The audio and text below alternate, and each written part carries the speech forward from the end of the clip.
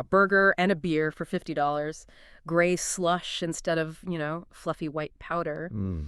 and a city that forces you to plan your entire day around the fact that almost every single shop is closed on a Sunday. Yeah. We are talking about Zurich, Switzerland. Specifically, we're doing a deep dive into that whole winter alpine luxury trip and asking the hard question, does it actually live up to the hype or just the extraordinary price tag? But see, you're starting with the spreadsheets, and Yeah. you're missing the poetry of it all, aren't you? Okay. I mean, imagine this. Thermal baths on a rooftop, steam rising into the cold air, and you're overlooking this frozen cityscape with the glowing Alps way off in the distance. Right. It's the atmosphere of roasting chestnuts, the artistry of the Christmas lights, and here's where it gets really interesting. It's the feeling of being in the safest, cleanest, most efficiently run machine in the world. A machine. It's bank vault, yeah, but like a bank vault filled with quiet, perfect infrastructure. And a bank vault, as we both know, is a place where money goes to be stored, not necessarily a place where the average traveler feels, comfortable spending a week. Welcome to this deep dive. Hmm. I'm handling the brutal logistics, the shocking costs, and all the planning traps that can turn that romanticized view into just instant budget remorse. I'm the necessary skeptic here. And I'm looking at the soul of the place, Yeah. the genuine value proposition, that safety dividend, and trying to figure out if the experiential return, that sort of intangible piece, actually matches the demanding price tag. Mm-hmm. We're here to help you understand precisely what you're truly paying for when you book a flight to ZRH. Okay, so let's unpack this with three, let's call them contrarian surprises right off the bat. Yes. We need to set your expectations immediately because if you don't get these 3 points, your trip is going to be frustrating and really, really expensive. The first one, and this is the most crucial, is that Zurich is not a ski resort. Yeah. This is the biggest misconception, I think. People fly in with ski bags and are just immediately let down. Oh, completely. If you bring your snowboard or your heavy alpine gear to the city center, you are absolutely going to look like an idiot dragging it through the gray, wet slush on the main street. Exactly. The city does not guarantee snow. It's focused on business, not black diamonds. And surprise number two, and this relates directly to that logistical perfection we mentioned, the single most enjoyable and most efficient part of your Zurich trip might actually be the seamless train ride out of the city and into the actual proper Alps. Right. It's a hub. It functions flawlessly as an international hub, an entrance hall, but maybe not the main event itself. And surprise 3, which I think is the key to understanding the whole Swiss psyche. The luxury here is defined by silence, logistical perfection, and efficiency. It is not defined by material excess or loud, noisy displays of wealth or that kind of conspicuous consumption. It's the absence of friction. And that idea that quiet efficiency is a luxury high enough to justify these prices, that's a bold claim, isn't it? It requires a very specific kind of traveler to appreciate it. And that leads right to our definition of the traveler segment. I mean, based on everything we've looked at from our sources, for 80% of typical vacation travelers, Zurich is just a fantastic layover. It's not a destination. Yeah, it's just too expensive, maybe a little too sterile, too restrained. But for that top 20%, the discerning traveler who prioritizes security, privacy, flawless infrastructure, and maybe wellness over nightlife and adrenaline sports, it might just be the best 48 hours of their life. Exactly. And this deep dive is designed for that 20%. So we're going to give you the budget breakdown, moving forensically from, the misery of the $80 hostel bunk all the way up to 5-star indulgence, and help you find your personal tipping point where the value finally exceeds the cost. Our mission statement today is crystal clear. We are providing the reality check necessary to answer that core question. Yeah. Is Zurich worth the extraordinary financial commitment? And how does the actual experience truly match the winter alpine luxury price tag? Okay, so let's start by recalibrating those romantic expectations. Let's do it. So let's jump right into segment 1. The expectation gap. It's a city of finance, not a resort town. The sources are just full of this contradiction. Why Zurich, and specifically, why does social media make Zurich in winter look like a fairy tale? Well, you see these curated slow-motion videos, don't you? Mm-hmm. The cozy, dimly lit fondue chalets, a little bit of snow dusting the cobblestones of the Altstadt, people sipping glue wine. It looks impossibly charming. Sure. It sells a very strong, if slightly misleading, picture of the quintessential European winter vacation. And this is where we need to introduce that cold splash of reality. Context is absolutely essential here. You have to drop that fairy tale image immediately because Zurich is, first and foremost, the financial engine of Switzerland. Right. It's one of those important financial hubs in the entire world. It's a working city. It is designed to facilitate high-level commerce, not necessarily your leisure time. And it has this extraordinarily wealthy, busy, and highly transient population. That dynamic dictates everything from the efficiency of the trams to the price of a cup of coffee. Exactly. The city is focused on commerce, security, and high net worth management, not on catering to a traditional resort schedule. In that commercial core, it fundamentally changes the winter aesthetics and atmosphere. I mean, yes, in winter it does transform, but it's a very specific kind of transformations. Yeah, let's talk about that. We have to highlight the genuine seasonal appeal. The Christmas markets, particularly the one at the Opera House at the Weihnachtsdorf, they're spectacular. The sources describe them as less frantic and more curated than the ones you might find in, say, Germany or Austria. Yeah. They feel high-end. Yeah. They feature expensive artisanal goods rather than, cheap trinkets. And the famous lights display on the Bahnhofstrasse, the main shopping street, they call it Lucy. It is genuinely beautiful and atmospheric. It covers the entire boulevard in this canopy of sparkling white and blue lights. It really does transform the feeling of walking that street after dark. But, as you pointed out earlier, the vibe is still deeply understated. Let's use that metaphor again. If Dubai screams luxury with loud gold displays and these massive physical structures, Zurich just whispers it. Yes. The luxury is subtle. It's cashmere scarves, bespoke tailoring, and a kind of quiet confidence. You don't see flashy logos everywhere. The wealth is implied, not advertised. The whole city aesthetic is built around impeccable quality and restraint. And that restraint is crucial to the next point, dispelling the alpine myth. This cannot be stressed enough for anyone who thinks they are booking a ski vacation. They absolutely are not. Zurich is situated at the north end of Lake Zurich, and its city elevation is only about 400 meters, which is, roughly 1,300 feet? Pretty low. Yeah, that's a low elevation for a place people associate with the Alps. So the geographical reality means that while you might be expecting consistent, fluffy powder snow, what actually happens in the city proper is highly inconsistent. Right. Due to its microclimate, it tends to rain or drizzle a lot more than it snows. Yeah. And when it does snow, it rarely lasts. It just quickly turns into that unfortunate reality we mentioned. Gray, watery slush. But the view can be spectacular. Oh, the view is often incredible. You will see the majestic snow-capped Alps in the distance. They loom beautifully over the lake, creating that perfect picture postcard. But you are not physically in them. You are firmly in the gateway. I have seen anecdotes from travelers who arrived specifically for a ski vacation and were just genuinely confused. The expectation gap for ski tourists is vast. You are an hour and a half away from the closest actual skiing area. Right. The city is the base camp, not the summit. That is a critical piece of actionable knowledge for you. So if the city itself isn't a guaranteed winter wonderland, why focus on the winter season at all? I think this speaks to the strategic timing for travel. Well, the advantage of winter is that it is typically low season for the corporate and business travelers who otherwise dominate the city's hotel inventory. That means hotels can occasionally, and this is a big caveat, be slightly cheaper than the peak September banking and conference season. But don't expect fire sale prices. Expect a high floor to be slightly less astronomical. But the primary role Zurich functions best in is being the ultimate gateway. It's the perfectly calibrated launch pad for those quintessential high-speed Swiss rail journeys to destinations that are genuinely alpine, like St. Moritz or Zermatt. Right.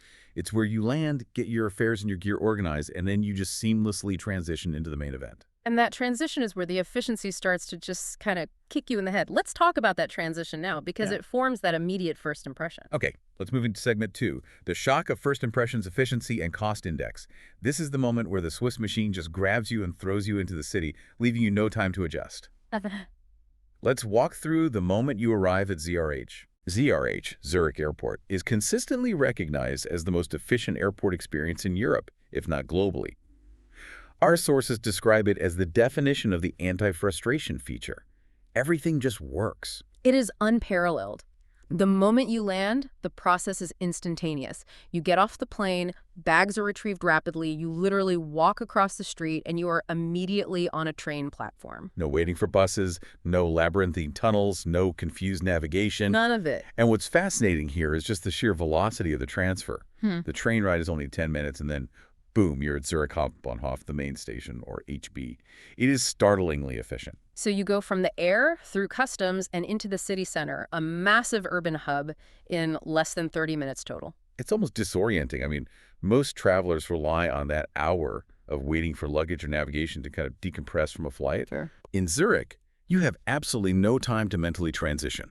You go from 30,000 feet to standing on the main street of a major European financial capital in what feels like the blink of an eye. The city starts before you've had time to process your arrival. And that efficiency immediately collides with the winter urban vibe. You step out of the HB, and if it's winter, you are usually greeted by gray skies. It is likely drizzling, maybe slushy. Mm. The architecture, particularly the historic stone buildings, it's often described as severe or imposing. It's handsome and weighty, but it's not cute or overtly welcoming in the way, say, Salzburg is. The sense of severity is definitely tempered by the Old Town, the Altstadt, on either side of the Limette River. That part is undeniably atmospheric, especially under low light. But you have to be prepared for the darkness. In high winter, the sun sets brutally early, like 4:30 p.m. And that early dusk, it creates a somber, very atmospheric, almost secretive feel. The streets in the Altstadt are intentionally dimly lit for ambiance, but it contributes to that sense of quiet restraint. It feels wealthy, but discreetly so. Now, let's talk about the human element, service and demographics.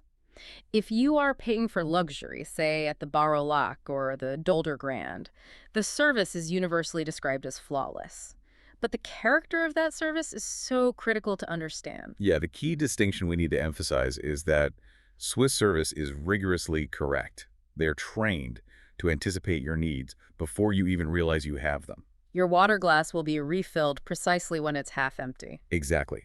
Your coat will be presented to you exactly as you approach the door. But it is not friendly in the American sense. The waiter, the concierge, the train conductor, they will not initiate idle conversation. They won't ask you about your day. Right. There's an absolute professional distance paired with perfect silent execution. Some travelers mistake this for coldness, but it's actually the highest form of professional respect for your privacy and your time. And the demographics you observe everywhere reinforce this. Everyone is impeccably dressed. I mean, everyone. From the people rushing through the HB to the diners in a mid-range cafe, even the teenagers look like they're dressed for a high-level corporate merger. You will instantly feel underdressed if you arrived in your typical travel leisure wear. It speaks to that whispering luxury you mentioned. The assumption is that the quality and the tailoring just speak for themselves. The social pressure to present well, even as a tourist, is palpable. And then the true collision, the financial collision, the first impression shock.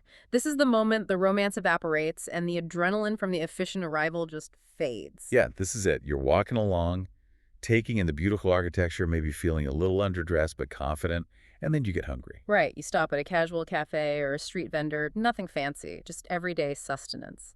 And you look at the menu board. And the sources highlight specific examples that cause this instant shock. A standard club sandwich, maybe with fries, is 32 Swiss francs. Which translates to about 36 US dollars. A simple, basic coffee is 7 CHF, that's 8 US dollars. And this is when the hard, cold math just kicks in. You start running these constant value checks in your head. That first 24 hours is a dizzying, exhausting cycle of, wow, this infrastructure is flawless and the atmosphere is beautiful, immediately followed by the internal scream of, wow, I just spent $100 on lunch for one person at a casual spot. That constant internal valuation of casual spending is the single biggest psychological barrier to enjoying Zurich. For most travelers, it is deeply unfamiliar and inherently frustrating. And this shock requires us to get forensic. We need to open the spreadsheets and see exactly how those dollars disappear. All right, put your skepticism on high alert because we are moving into segment 3, a deep dive into the costs, the Zurich Price Index. This is the core of our reality check. And remember, we are using Swiss francs, CHF, for pricing. The key financial point is that while the CHF is roughly 1-to-1 with the euro, it is typically stronger than the US dollar. So for rough, easy math, let's use about $1.15 US per 1 CHF, but always check the current rate before you travel. Yeah, that fluctuation can cost you hundreds over a week. Exactly. So let's start with accommodation, the killer expense. This is the first expense that will just instantly drain your capital. For the luxury tier, you are entering institutional territory. We're talking about the Dolder Grand. that iconic fairy tale castle perched on a hill overlooking the city and a lake. Right. Standard rooms there start around $800 a night, but if you want the specialty suites, you're easily at $4,000 and above. The Barrow Lock, right on the water, similar price points. It's catering directly to the banking elite. What you're buying here is absolute discretion and privacy. But for the average person, the mid-range tier is the most painful. You are paying a near luxury price for what are size-wise pretty basic amenities. Let's define that pain point clearly. A standard, small, well-maintained room at a popular boutique like 25 Hours, which we like for its design, or a reliable chain like Motel 1 is going to run you between $250 and $350 a night. And let's put that in context. In many other major European cities, Munich, London, Rome, $300 buys you a spacious, perhaps slightly dated but substantial room in a great location. Sure.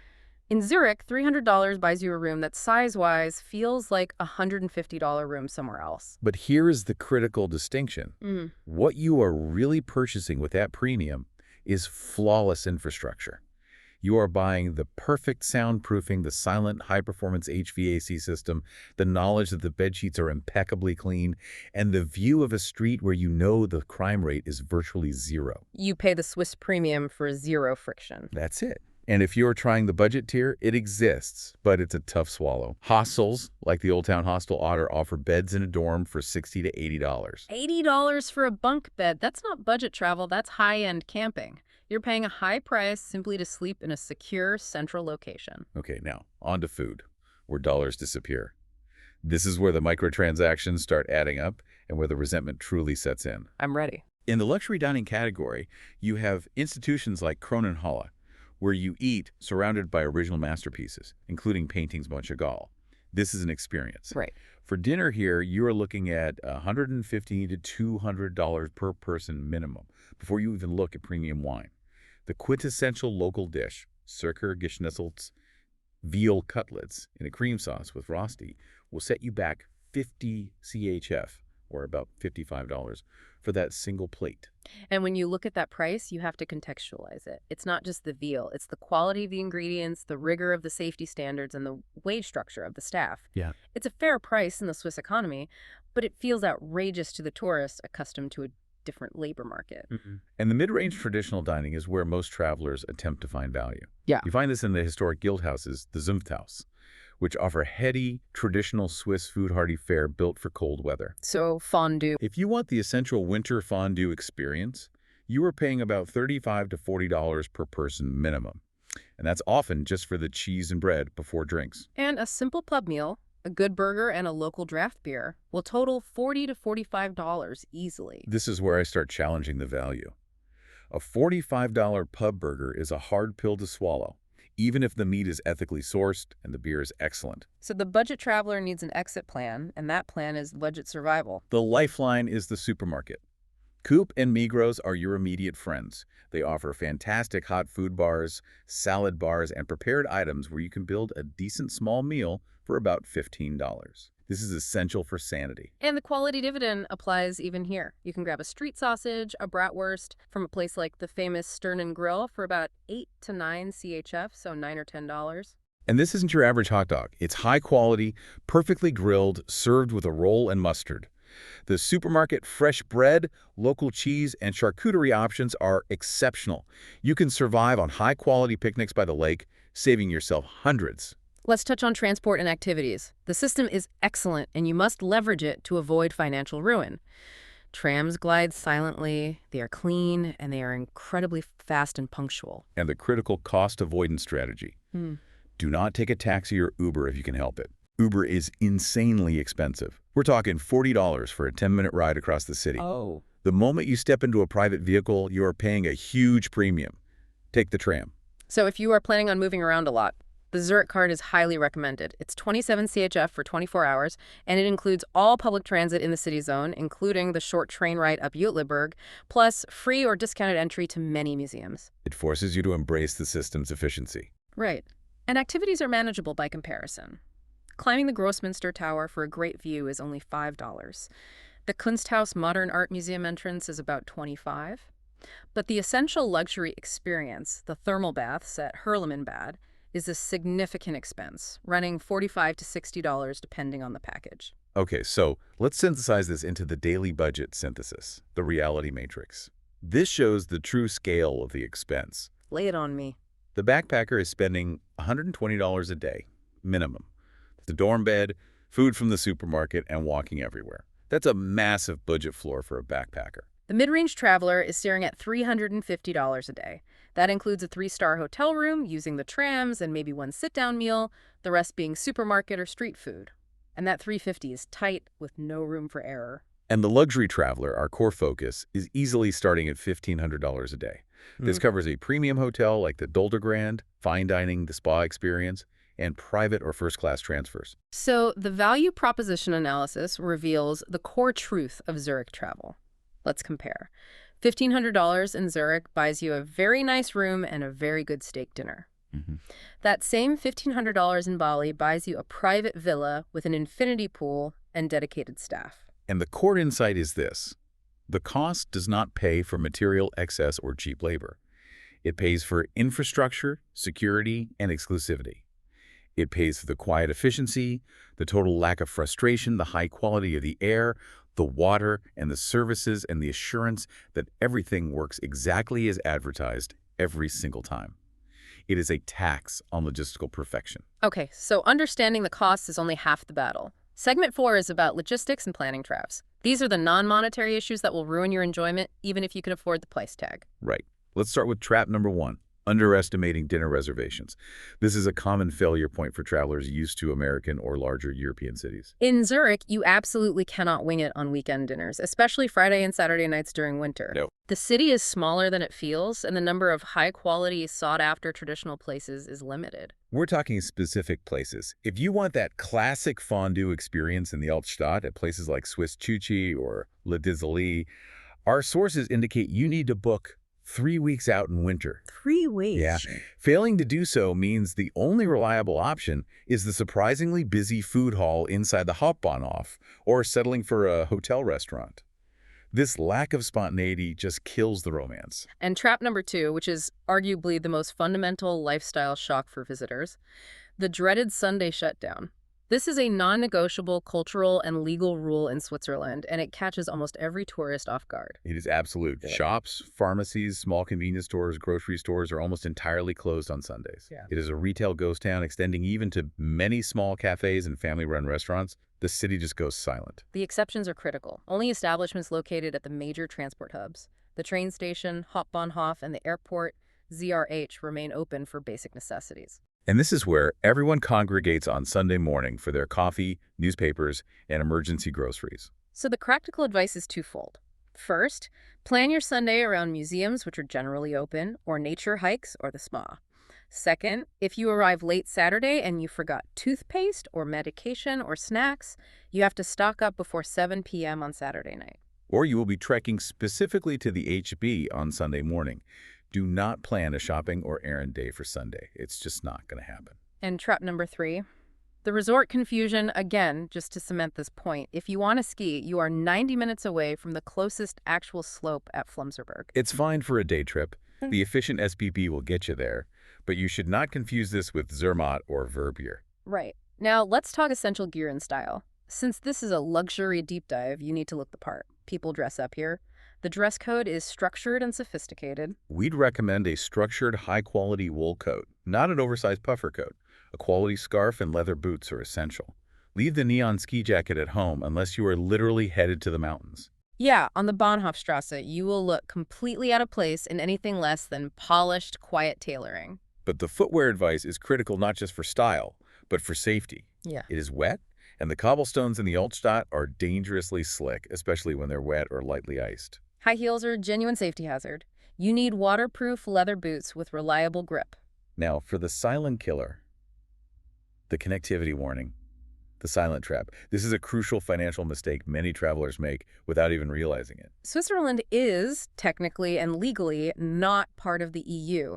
Therefore, it is not included in many generic Europe-EU roaming zones offered by major carriers. Right. If you rely on your phone plan, you will land and be immediately hit with catastrophic per megabyte roaming charges. We're talking $10 per megabyte in some cases.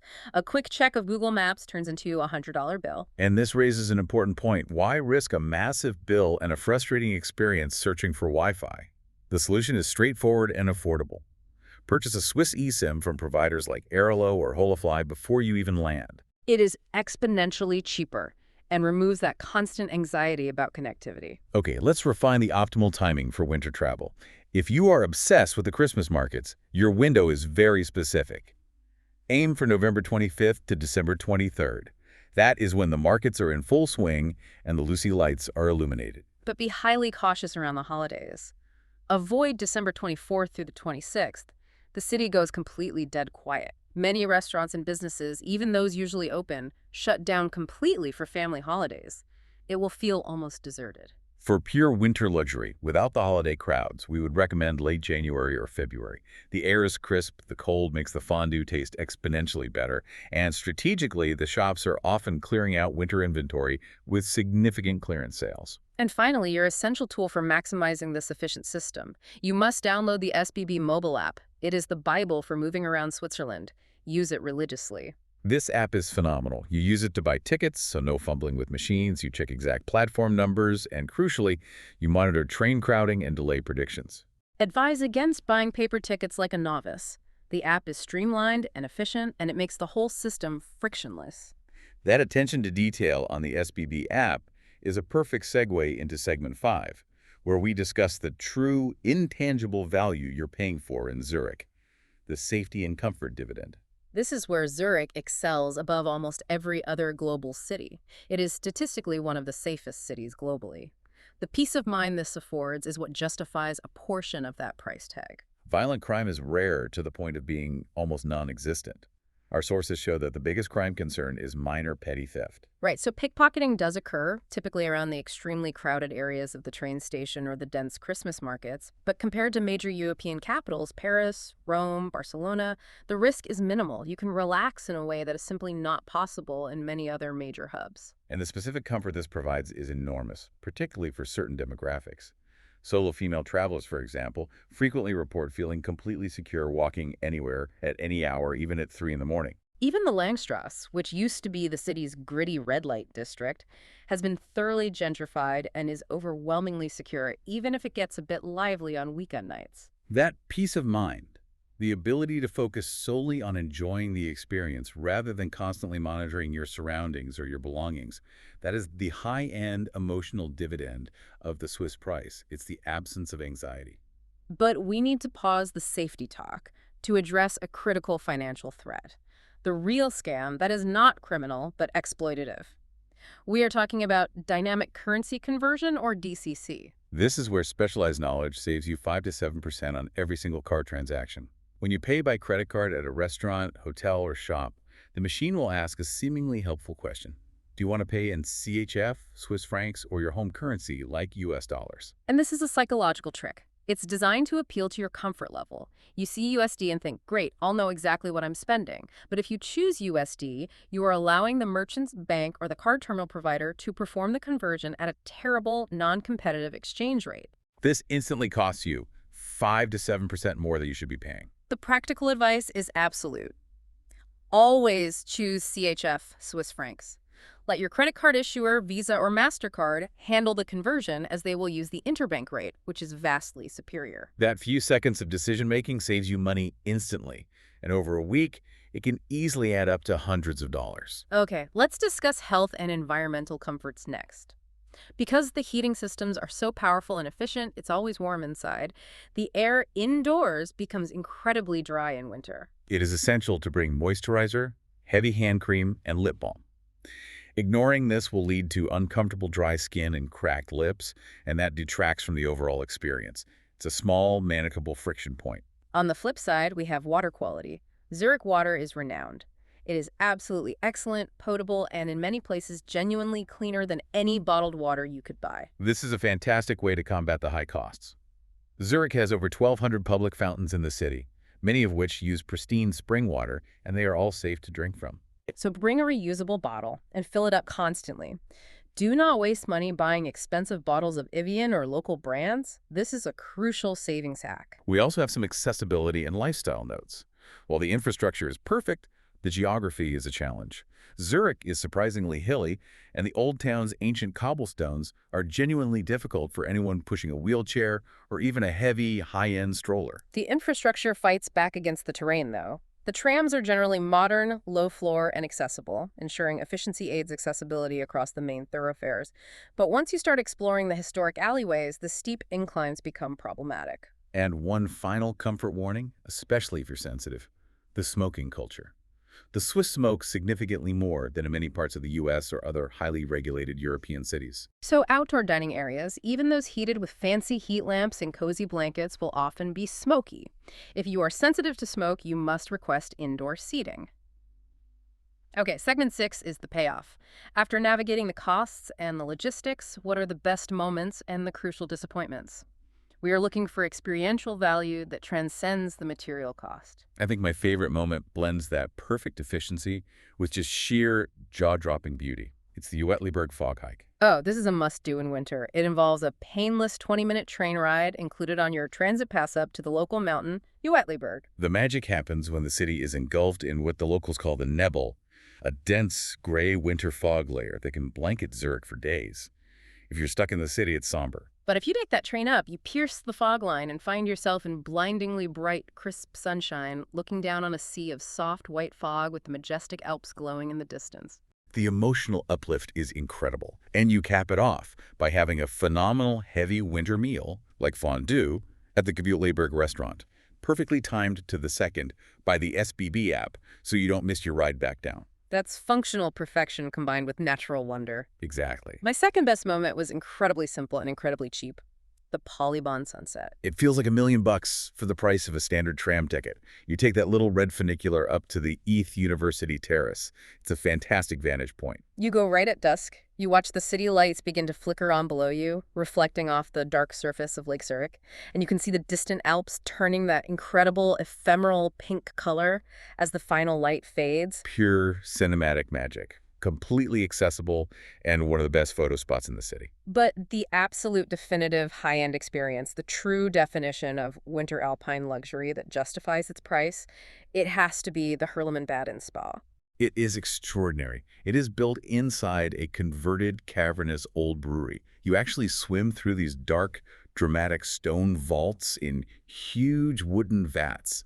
It follows the old brewing paths. The whole experience is sensory and unique. But the culmination is the rooftop pool. You take an elevator up and you're floating inside in incredibly hot mineral-rich water, the steam rising around your face, looking straight out at the church spires and the entirety of the cityscape. It's silent, private, and powerful. It is the ultimate expression of Swiss luxury. Water, heat, security, and an unbeatable view, regardless of the brutal cold or the weather. Okay, now let's be equally specific about the crucial disappointments. What to avoid. Save yourself the money and the disappointment. Avoid the fondue tram. It sounds whimsical on paper, fondue while riding a tram, but it is categorized by our sources as a serious tourist trap. The reasons for failure are logistical. First, the windows steam up almost instantly due to the heat of the cheese and the external cold, so it blocks the views entirely. Second, the intense, heavy smell of melted cheese in a small, enclosed, and often bumpy space is overwhelming and, frankly, nauseating for many people. It's claustrophobic, and you're paying a massive premium for a very poor version of fondue. Another disappointment, particularly for our luxury travelers, is Bahnhofstrasse shopping. It's just too generic. This street is famous for being one of the most expensive shopping streets in the world, but once you look past the jewelers, you find the exact same global luxury brands: Gucci, Prada, Apple, H&M that you can find in New York, London, or Shanghai. Right. It lacks a distinct regional identity. The better shopping alternative is to focus your search on the smaller, more interesting, and distinctly Swiss or European boutiques in the Niedorf, in the historic Old Town, or the Viaduct area in West Zurich. That's where you find local design, unique crafts, and actual local flavor. And my final specific disappointment, this goes back to the microtransaction anxiety, the nightlife cost. If you want to go out, prepare for constant nickel and diming that breeds anxiety. The pricing structure is engineered to weed out anyone who isn't genuinely wealthy. We're talking a $30 mandatory cover charge just to get in the door, a mandatory $5 cloakroom charge just to check your coat, and $25 per drink minimum. So you are down $60 before the night has even begun. Unless you have an uncaring attitude toward money, Zurich nightlife quickly becomes demoralizing. The quality doesn't always match the price, and the constant feeling of being taxed for existing simply kills the ability to relax and have fun. That kind of luxury, the freedom from anxiety, Zurich's nightlife simply does not deliver. Okay, we've established that Zurich is excellent, flawless, but logistically specific and extraordinarily expensive. Segment 7 is about the strategic exit, recognizing when Zurich isn't the fit and where to go instead, delivering better value for different types of travelers. Yeah, for many people, Zurich might feel too sterile, too quiet, or simply too economically prohibitive. We have 3 excellent alternatives that scratch that Swiss Alpine itch better for different priorities. Alternative number 1, Lucerne. If you are seeking the picture postcard, pretty Swiss town aesthetic that tourists actually imagine when they book Switzerland, Lucerne is the spot. It's only 60 minutes away from Zurich by direct train. Incredibly easy access. It features the famous covered chapel bridge, the beautiful lake, and mountains, Pilatus and Rigi, that are immediately visible and dominant. The atmosphere is more focused on traditional tourism and history. It feels more classically Swiss and far less banker. It's still expensive, but the payoff in visual charm is higher. Okay, alternative number 2. Innsbruck, Austria. This is the crucial recommendation for budget alpine luxury. Significantly cheaper. Innsbruck provides the authentic alpine experience at a fraction of the cost. Our sources indicate that food and accommodation are easily 30 to 40% less expensive than Zurich. For example, a mid-range hotel room runs closer to $150, $180, and a substantial dinner is around $25 to $30. And critically, Innsbruck is an actual city in the Alps. You don't have the gateway problem. You can take a funicular from the city center directly to ski slopes or hiking trails in less than 20 minutes. The vibe is described as much warmer, heartier, and more overtly welcoming than the restraint you find in Zurich. It delivers that high-altitude drama that Zurich promises but can't quite deliver. And alternative number 3, Bern. This is a perfect alternative for the culture and history buff. Right.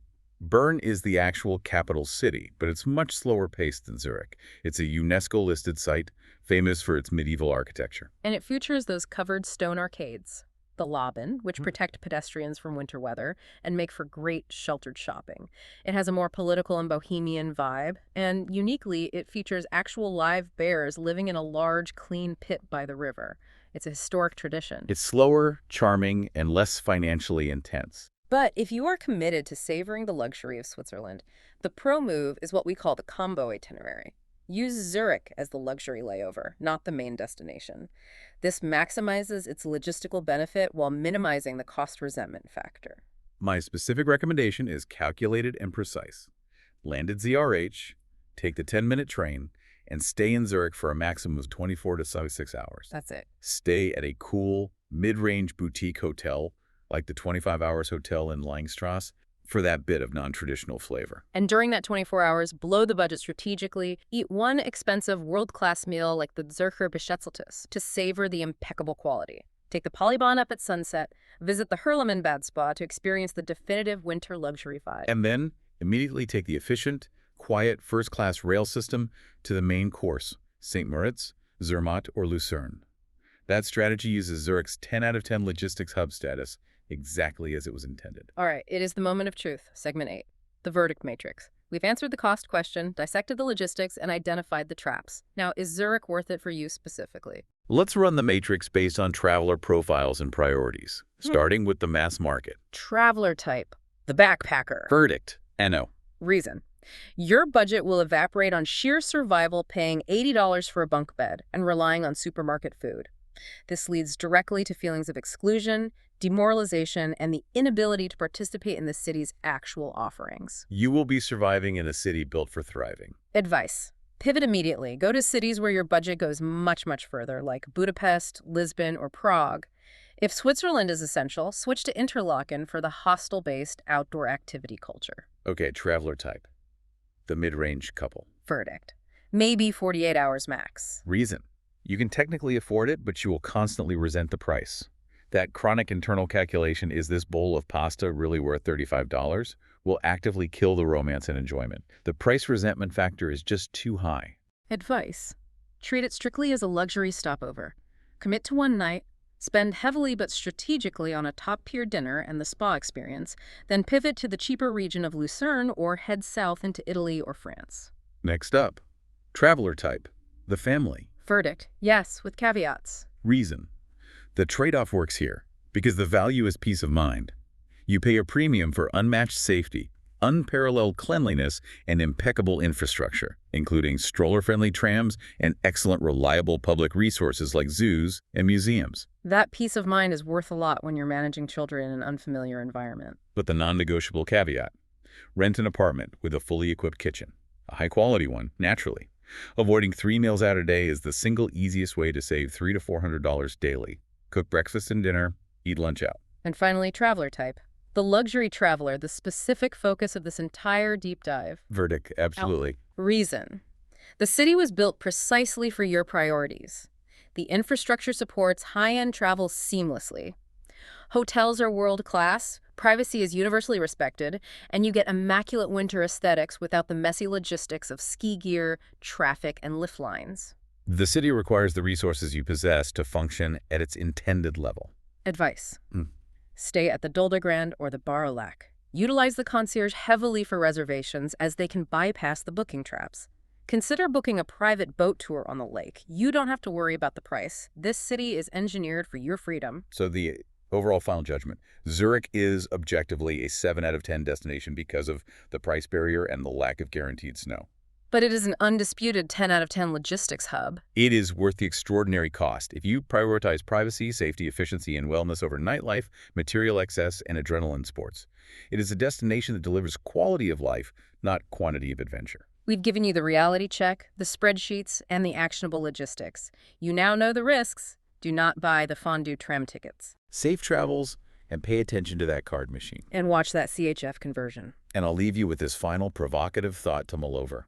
If Zurich's true, high-end luxury is defined not by material extravagance, but by silence, logistical perfection, and the guarantee that every system will flawlessly support your needs. Does that mean that in our modern, noisy, and chaotic world, the real winter alpine luxury is simply the unparalleled, uninterrupted absence of chaos? Perhaps the greatest luxury today is simply being left alone, securely, to enjoy the perfect quiet.